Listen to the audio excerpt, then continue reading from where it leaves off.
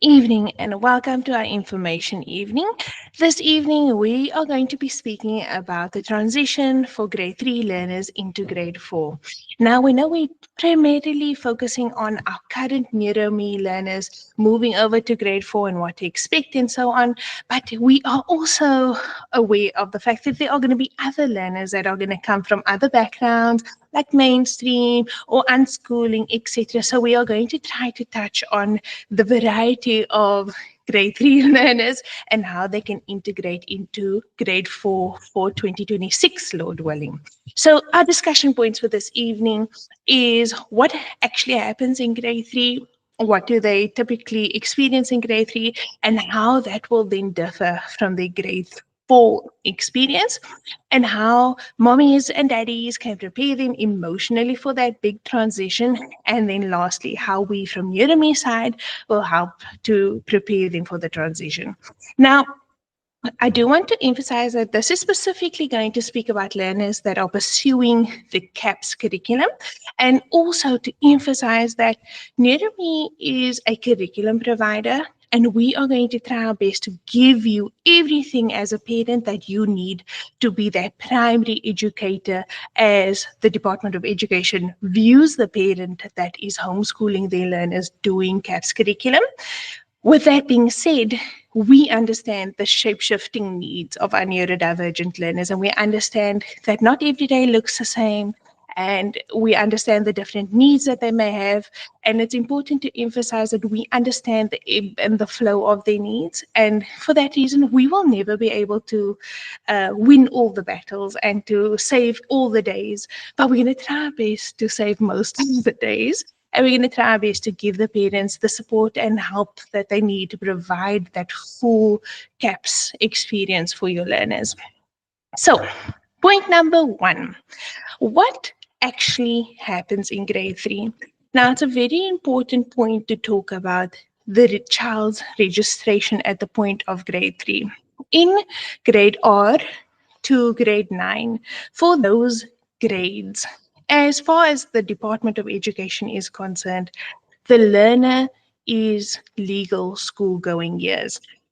So if the learner uses NeuroMe, they would be considered by the Department of Education as being homeschooled. And the department views the parent as the primary educator and the person that is responsible for making sure that the education is being conducted in the way that it should be done. So the department views the parent as the point of authority as far as making sure that the child's schooling is done properly. So, with that being said, it's important to emphasize that we at NeuroMe are not a online school. We are a curriculum provider. And what that means is that we also view the parent as the primary educator. We just giving the parent everything they need to be able to accomplish that. So when a child is in foundation phase, grade R to 3, they would register with the Department of Education as homeschooled, and they will emphasize and they'll say, I am homeschooling my learner for X, Y, and Z reason, and they will get an approval from the Department of Education. How long the approval process takes varies depending on circumstances, provinces, that sort of thing. But from our side, we don't get involved with that. What we do get involved with is we just strongly advise parents to become members of the Pestalozzi Trust, which is essentially this union or this trust of lawyers that are there to protect the parents' right to homeschool their children.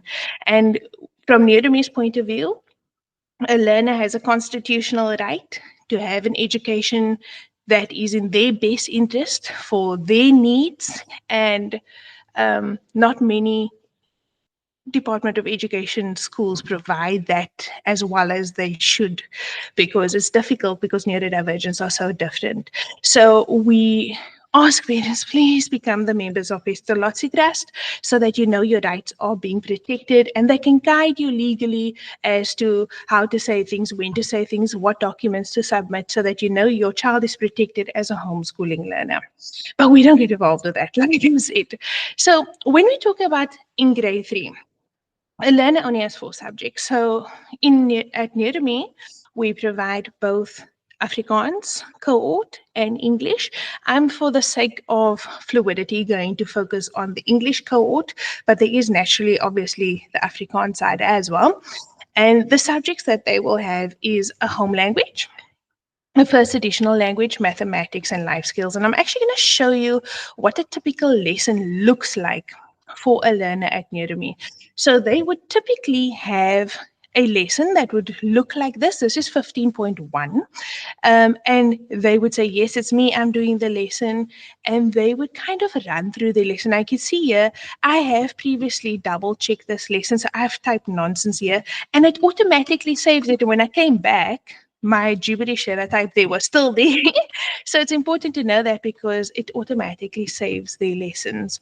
But the nice thing about the end of the grade 3 year is we slowly start transitioning them from foundation phase learner that reads very little amount of work to slowly reading bigger bodies of work and answering more open-ended questions and not just doing multiple choice things, so they type a little bit, they do some multiple choice, we're really trying to develop them more holistically than just multiple choice.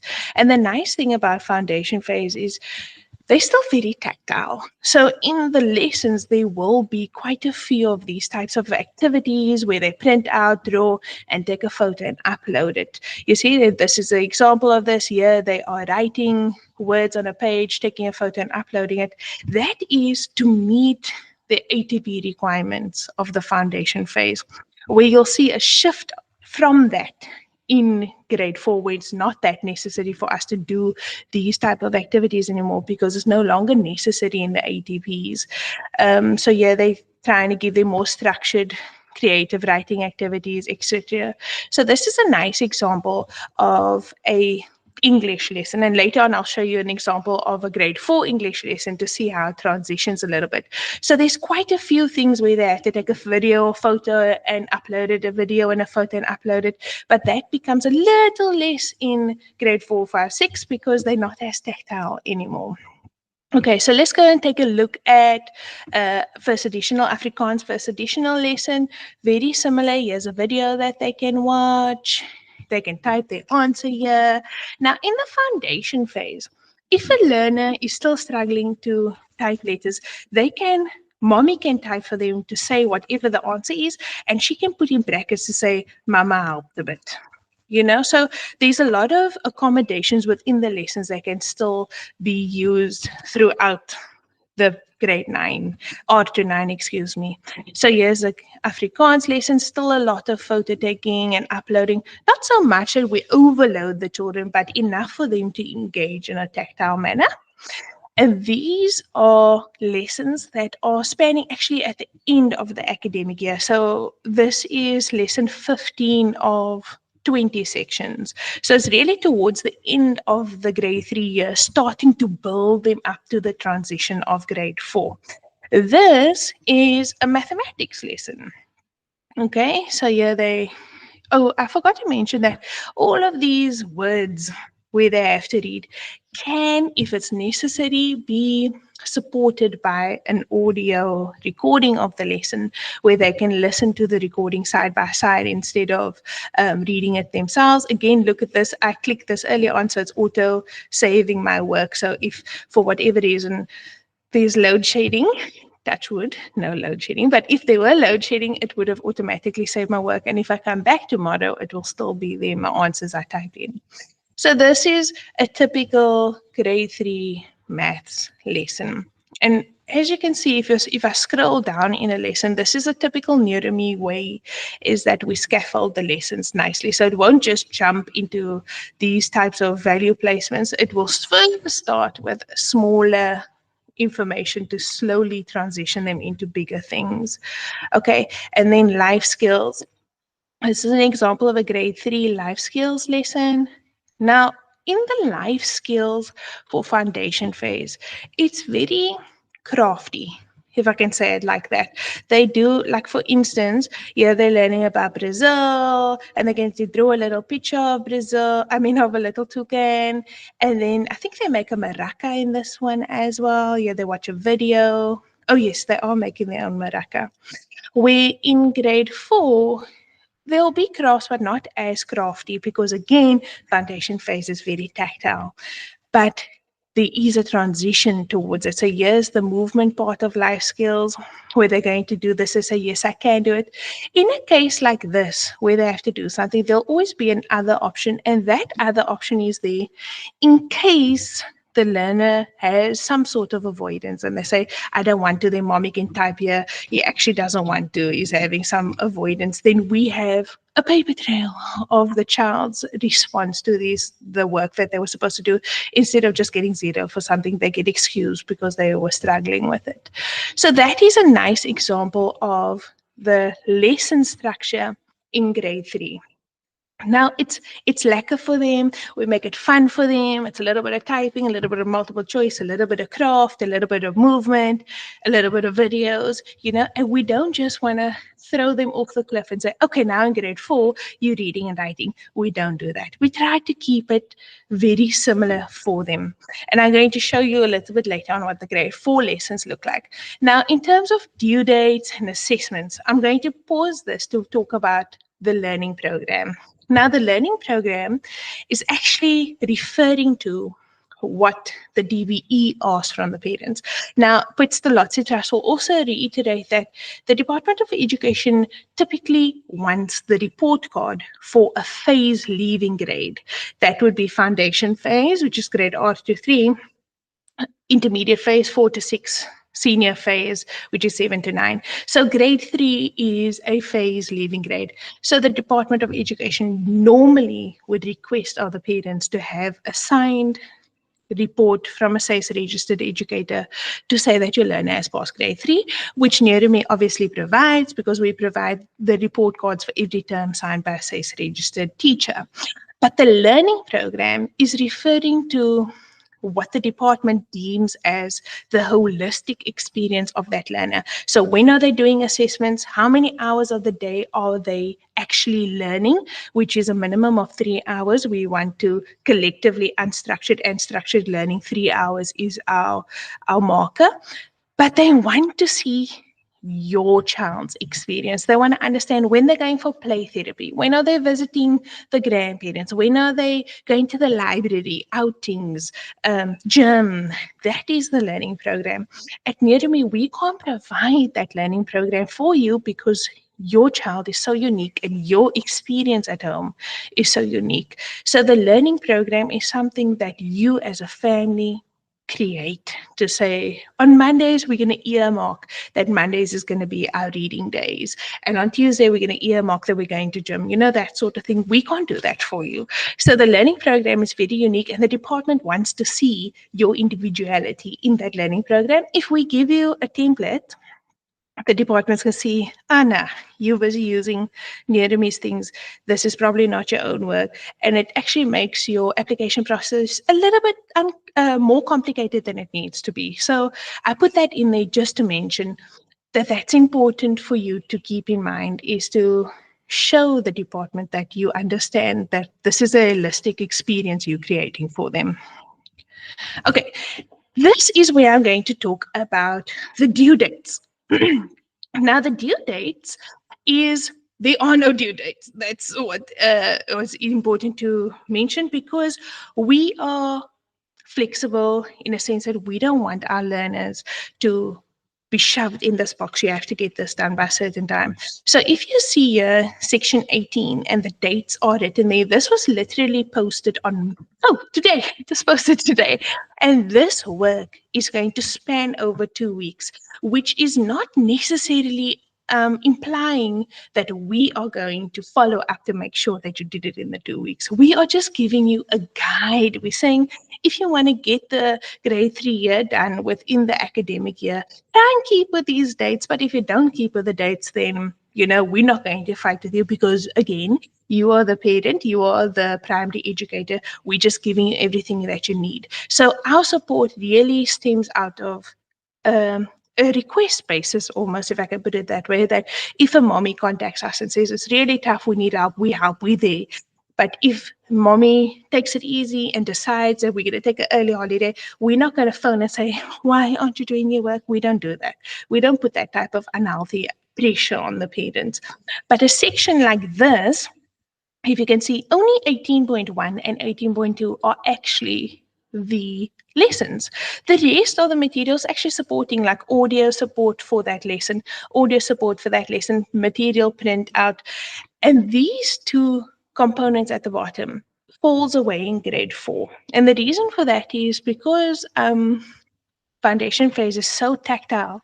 They do a lot of gamification of phonic blends or grouping of numbers to just get those formative ideas really solidified in their minds. So we don't play that huge amount of games. We still play a lot of games, but not to the point that we could have a game library for every section.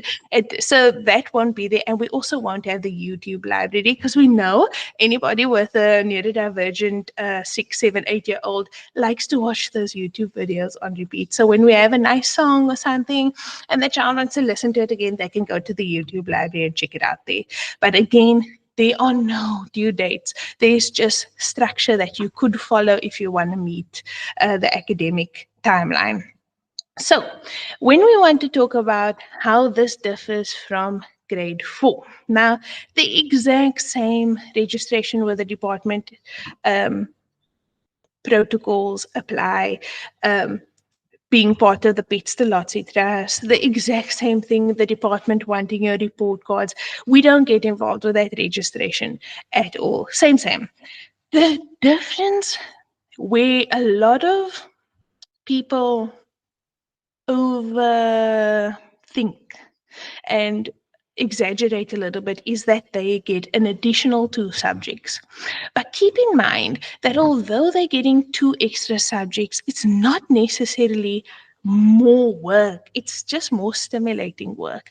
And it's aligned to their cognitive development. So it's not necessarily like they're adding this 2 huge mountains on top of the children. It's just smaller bites, but more frequent bites, if I can put it that way.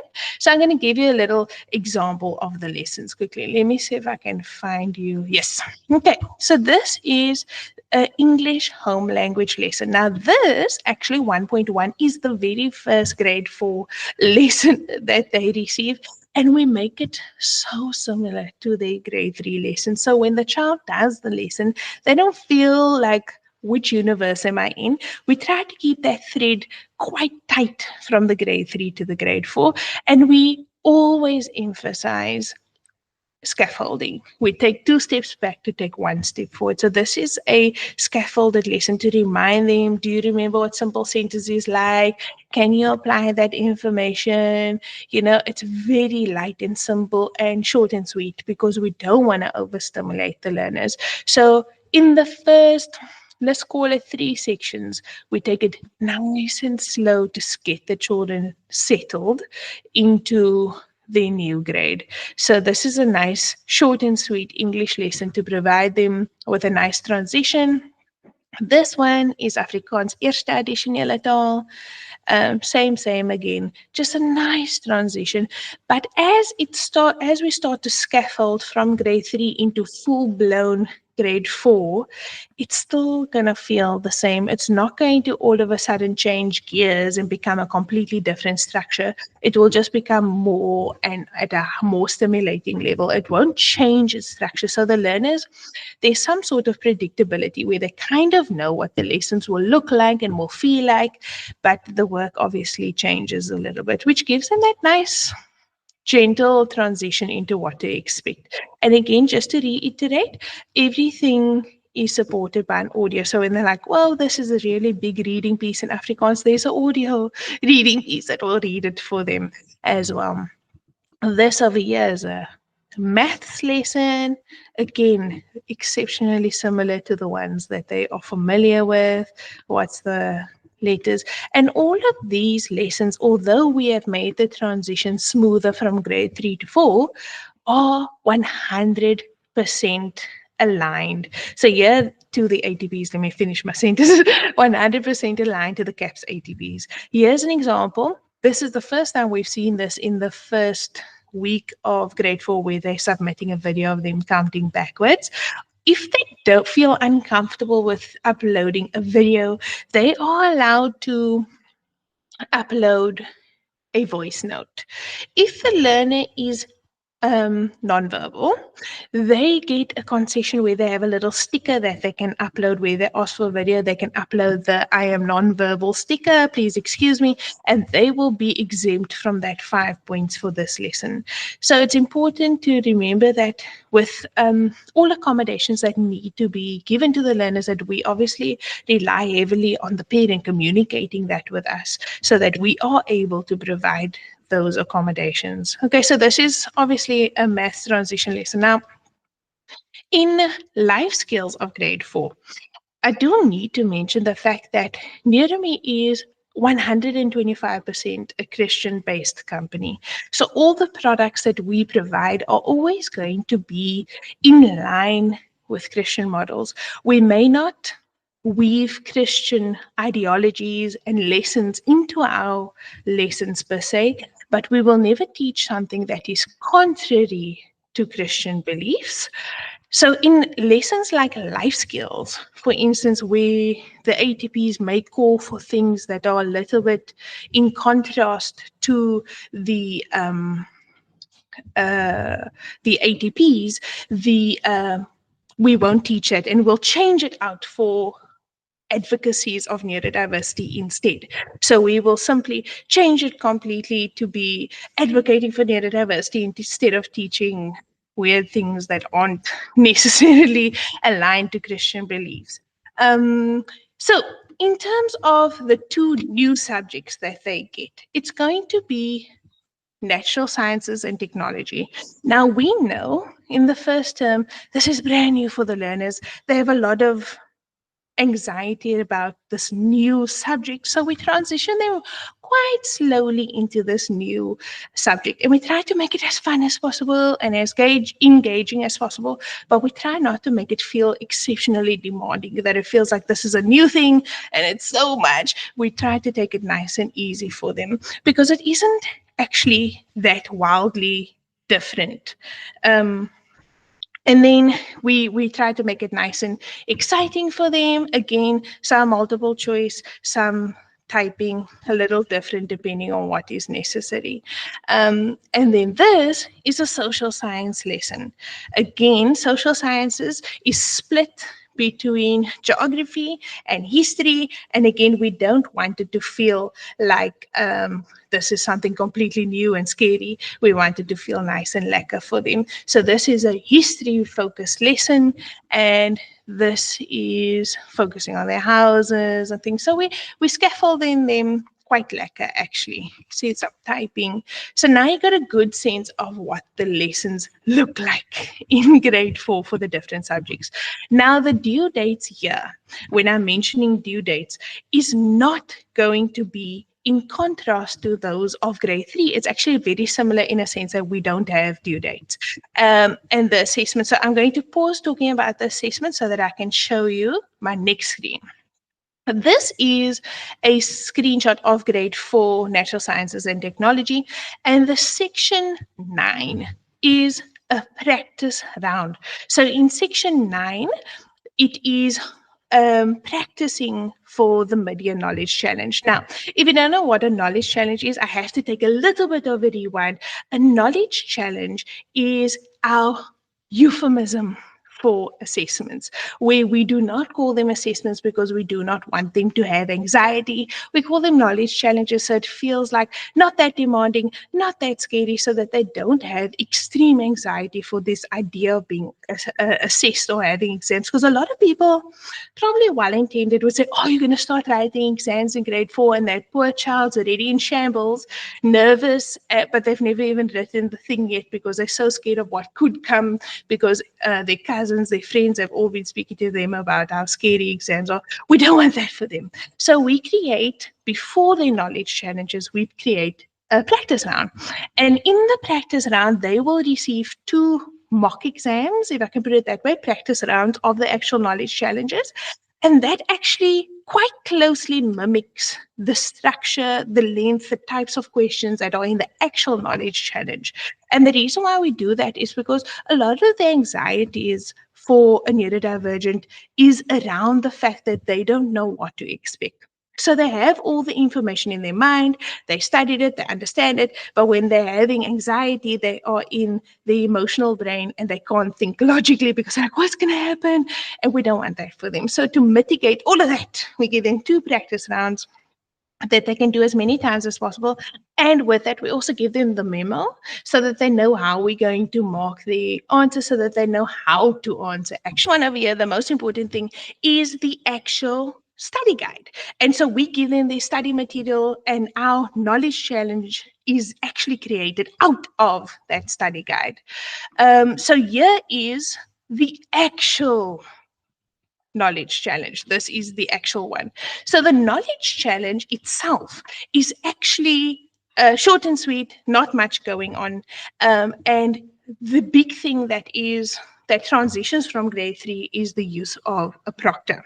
Now, it's very important to talk about this because in grade 3, to be able to have a seal of integrity, we need to have a proctor or a use of invigilator app to be able to prove that the learner actually wrote that exam and it was them and not mommy or their cousin that wrote the exam, that is actually them.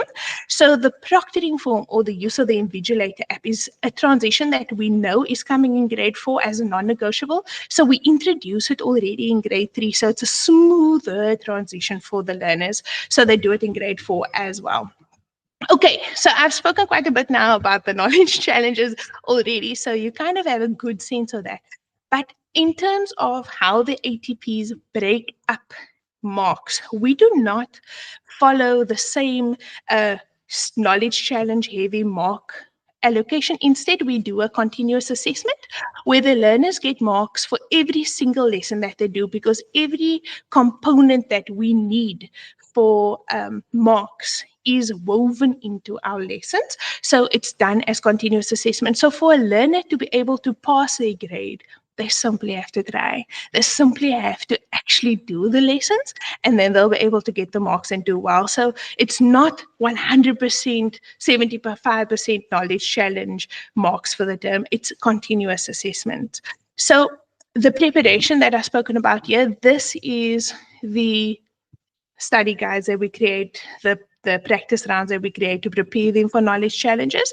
Now, the accommodations around assessments, because we are a curriculum provider and not a online school, we are not the authority around providing accommodations or approving accommodations, and no such body can actually do that besides the Department of Education, because they are the authority of the child's learning. So a child that is homeschooled has to apply for the accommodation using an EdPsych recommendation. So it can't simply be a mother that notices that a child needs some extra assistance or guidance. It needs to be through an EdPsych recommended that they need extra time, or a scribe or a reader, etc. And then to apply for that with the Department of Education. And then when that approval is given, they are then only then supposed to start using accommodations. I have to just put some sort of a caveat there. If a parent uses an accommodation that is not recommended by an EdPsych or approved by the Department of Education, they are greatly putting their child at a disadvantage, because when the child gets to grade 7, 8, 9, especially grade 10, there are no exceptions that can be made to be able to give them accommodations that are not recommended or approved by Sakai. So we highly emphasize to parents, even though you really want to help your baby, don't. Because in the long run, you're actually causing more harm than good. So try to do it the proper way as much as possible. Get that approval from the Department of Education, and always keep your paper trail of approval given, approval applied for, because if there's no answer for several months or sometimes even years, then you have a paper trail that from your side as a parent, you did everything that you needed to do. Okay, the Invigilator app is something that we want the grade 4s to use as a non-negotiable.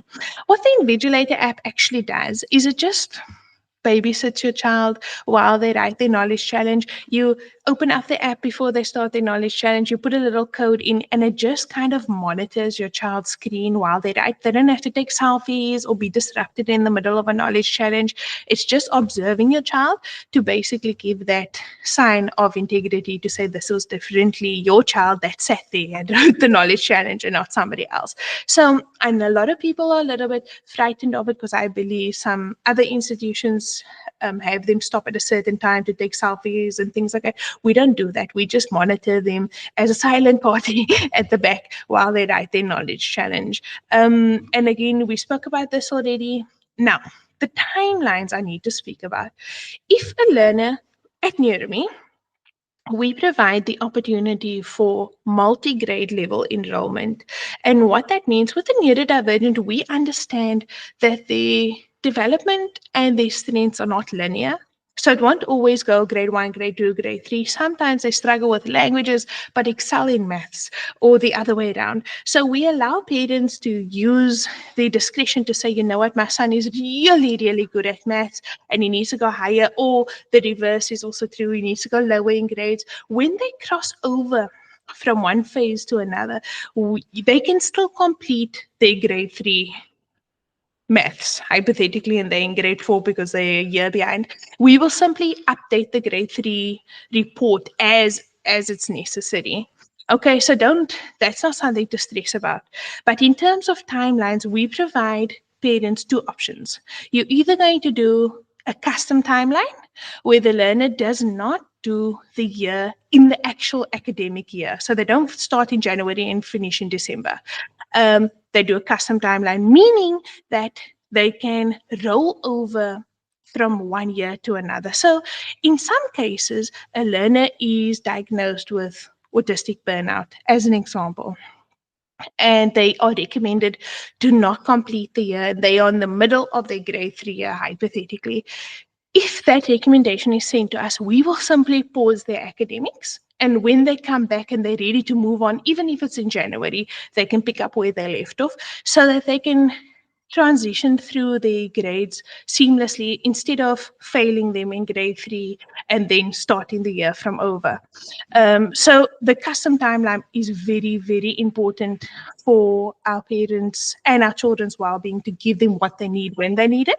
But if they're following the academic timeline, we want them to be able to complete the work within the sections that we kind of allocate.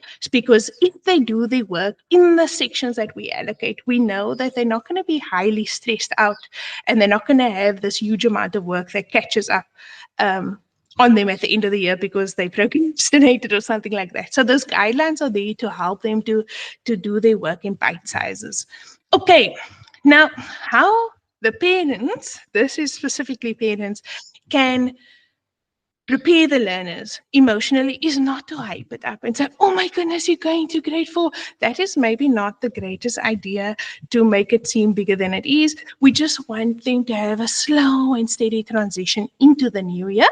So we really want parents to make it like, not that big a deal. You're going to move over to grade 4, but you'll be fine type of attitudes. And the big thing in the beginning of the year is if the learner says, I'm overwhelmed, this is too much, that you respect their needs and you take it easy for them and you let them have a day off if it's necessary so that they have an emotional, slow and steady transition into the new grade. Because from our side, we're giving them a slow and steady academic transition. But as a parent, you have to observe your learner and see when it's exciting and when it's too much so that you can respect that ebb and flow of the engagement and the withdrawal if it's necessary. Continuing the activities if it's necessary, meaning if your learner thrived on the crafts of grade 3 and foundation phase, continue doing that even though grade 4 only has some sort of crafts. It's not that craft heavy as grade 3.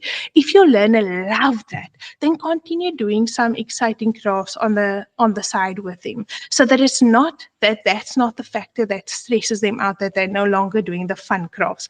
But the reverse is also true. Some of them really hate the crafts, and then it's nice for them to just ease out of doing activities. And then the last thing is to be mindful about what your child is experiencing. If your child, you notice, is extremely anxious and seems like it's a little bit too much for them, respect them, ease back, give them what they need, push and pull when you see it's necessary. Okay, in terms of what we do from our side, now it's very important that we, although we are a curriculum provider, we really focus on doing the human touch, giving the parents support because the parents need a lot of support. And our big thing that we have is every phase has a support lead. That's job it is to be there for the parent and the learner, as well as an academic lead. Now, we do have our support lead from foundation phase with us here this evening, and our support lead from intermediate phase will be transitioning from the foundation phase support lead and will adopt all of her babies in the intermediate phase, and she'll look after the children just as well. But some parents find a lot of anxiety with that transition. So when a parent communicates and says, I'm really used to speaking to Ellie, I love Ellie, this is a change for me, I don't like change, then we will slowly ease you, wean you off of Ellie and start getting you to love Kano. That's also okay. We can only support what we know needs to be supported. Ellie, is there anything that you feel that I need to say in that regard? I think just important is that if parents need to communicate, that they maybe just use our email address. If I can just share that with the parents, if possible. So if there is any grade 3 parents that need to contact me with regards to their learners or to just chat about the transition, you're more than welcome to just send me an email. My email address is ali@neurome.co.za. Thanks, Annika. Okay, perfect. Thank you, Ellie. So we have wrapped up what we needed to say this evening. I think we said everything we needed to say plus that, so to speak. But if there is anything that you still feel that you would like to ask, or some concerns that you have, especially if you are a potential parent that's not yet with NeuroMe and it feels a little unknown, you can definitely email us at info@neurome.co.za. And just to mention, with Ellie's information, it is ALLY. That's how you spell Ellie, Ellie@neurome.co.za. And otherwise, I want to say thank you to everybody for their time and have a lucky evening. Good luck for next year.